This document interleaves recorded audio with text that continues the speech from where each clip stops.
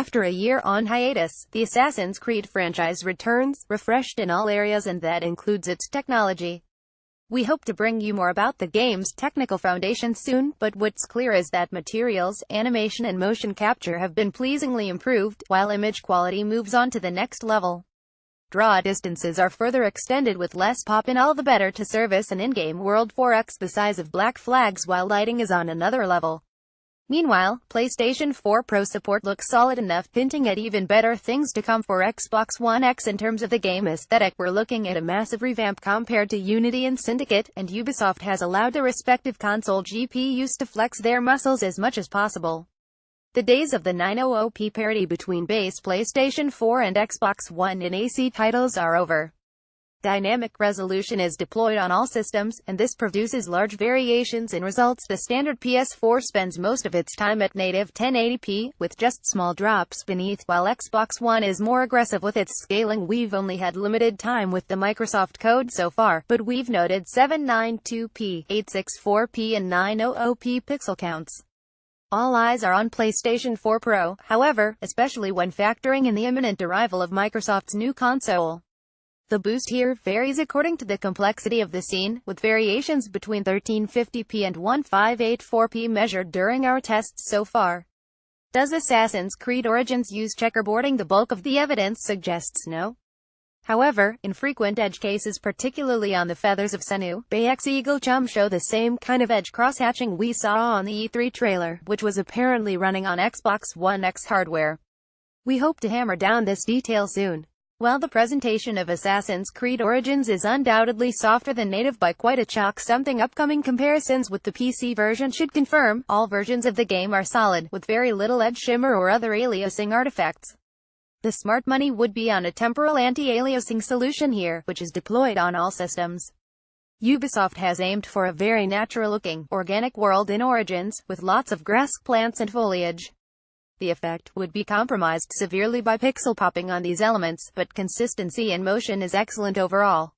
This is a huge upgrade over prior AC entries.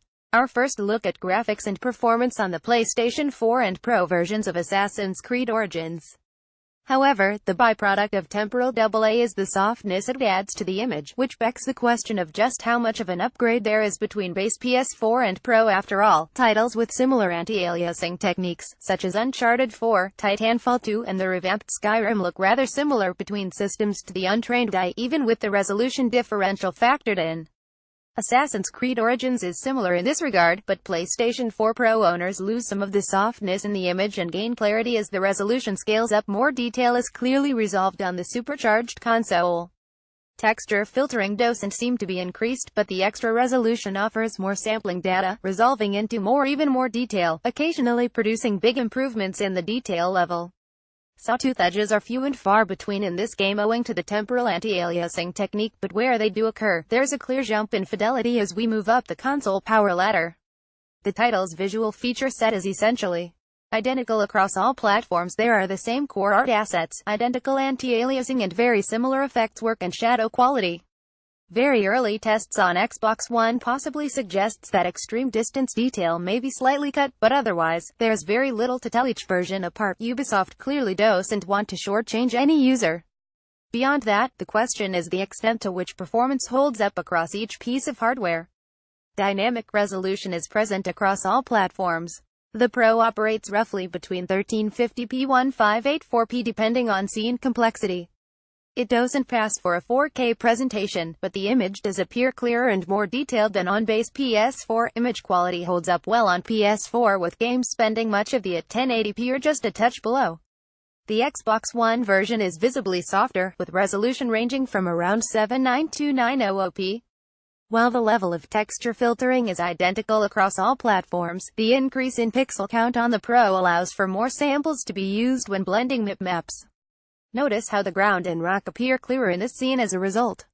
While the core artwork is the same across base hardware and PS4 Pro, streaming issues can sometimes lead to lower quality artwork appearing during some cutscenes on the standard PS4. Owners of Full HD displays also benefit from playing on Pro due to the use of downsampling.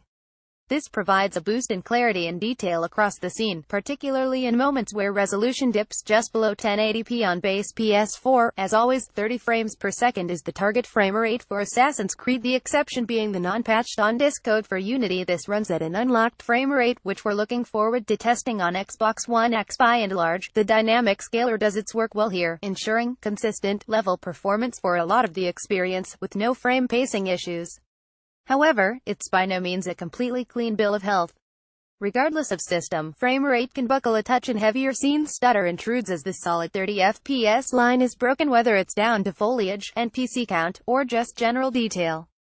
Frame rates remain in the high 20s for the most part, so it's hardly a deal breaker, but it occurs frequently enough to warrant a further optimization push. In terms of PS4 versus Pro, both systems can often drop frames in similar scenarios, but in the heaviest scenes, lots of draw distance, plenty of foliage and an abundance in NPCs, the Pro does seem better equipped to keep you closer to the 30 FPS target.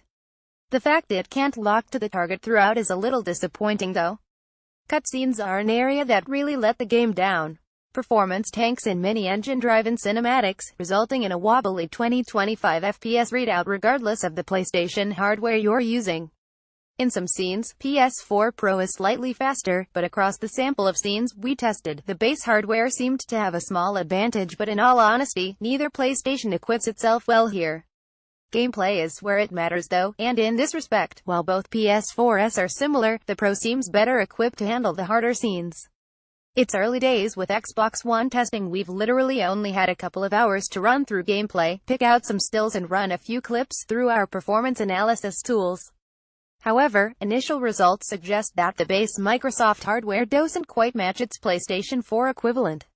Whether it's in matched gameplay or in those troublesome cutscenes, Xbox One is 12 FPS behind PlayStation 4 in areas where the Sony console can't hit its performance target. The Boy Who Stole Half-Life 2, the story behind the $250 million robbery. Of course, the version we'd love to show you right now is Xbox One X, which by all rights should be the most impressive console version available. Alpha code showings at E3 and Gamescom weren't convincing. Obvious visual bugs back in the day include low-resolution textures in the medium and far distance, which caused concern. However, we're much more optimistic about now based on the 3 versions we've looked at thus far, all of which are more polished. Logically, Xbox One X can only build on the good work seen here on the other platforms. Ubisoft has clearly built a game that scales nicely across hardware. The primary difference is a lower level of softness the more GPU power you have in your console. If PlayStation 4 Pro hands in something along the lines of a 1350p 1584p spread with its dynamic scaling, we'd expect significantly better from Xbox One X simply by virtue of its extra compute power and bandwidth. However, we do wonder whether higher-level texture work can be factored into by virtue of the new Microsoft console's additional 4 gigs of GDDR5. HDR is also a lock on the X, though we're told that all versions will get that upgrade at the time of the X's launch via a title update. First impressions on the new Assassin's Creed are certainly promising then, and we'll have more analysis and discussion on the game soon.